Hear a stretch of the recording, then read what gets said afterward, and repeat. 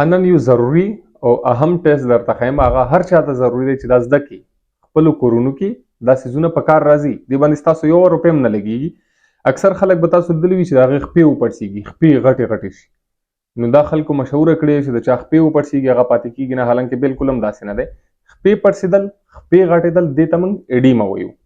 چې کله چاته ایډیما وشي دا یو الارمینګ سچویشن دی. دا موږ ته وایي چې ستا بډۍ کې څه مسله دی، یو ټک راکوي چې ستا بډۍ کې څه مسله دی، د دې غم وکړه. اوس ایډیما چې کوم دی، خپې پړسېدل چې کوم دی، دا نورمل هم کیدلی شي. دې نه خلکو ډېر غټ شی جوړ کړی چې خپې وپړسېدې او بس دا پاتې کېږي نه. دا داسې نه دی. دا به چې کوئ تاسو چې کوئ به څنګه ښیم یې درته چې کله د چا خپې وپړسېدې که نه، اوس یو عام انسان دی هغه چې کله ډېر ودرېږي دې نه هم خپې پړسېدلی شي. یو عام انسان دی چې کله ډېر کیني، ډېر د ناستې نه هم خپې پړسېدلی شي. یو انسان دی هغه چې ډېرې ګولۍ خوري، ګولۍ استعمالوي بیماریانو ته، دې نه هم پړسېدلی شي. نو دا څیزونه سفر کې چېرته بس کې روان وي، پلین کوچ کې روان وي، ګاډي کې دې نه هم خپې پړسېدلی شي. خو دې نه بغیر اوس که چاته ایډیما وشوه تاسو به یې چې کوئ څنګه. کله هم چې د چا خپې وپړسېدې که نه، دې ته موږ ته پته څنګه لګېږي. هغې باندې به تاسو د خپل لاس راواخلئ. دا ضروري ټیسټ دی.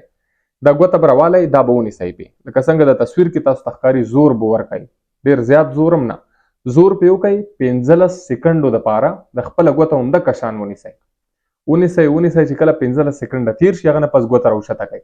که چېرته هم دا نشان جوړ شوی وي لکه د تصویر کې تاسو ته ښکاري که نه، دا بیا ایډیما دی. اوس که دا وشي د دې اوس کمې بیماریانې موږ ته پته لګي. زړه فیل کېدل دا بیماري دې نه کېدلی شي.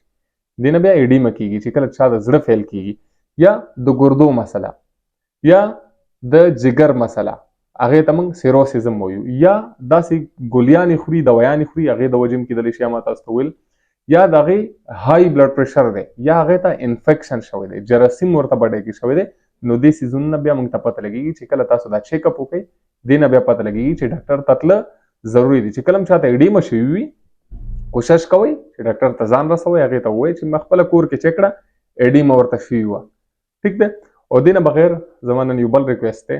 زما پروفایل کې تاسو که وګورئ هلته انسټاګرام هم شته دی او یوټیوب هم شته دی.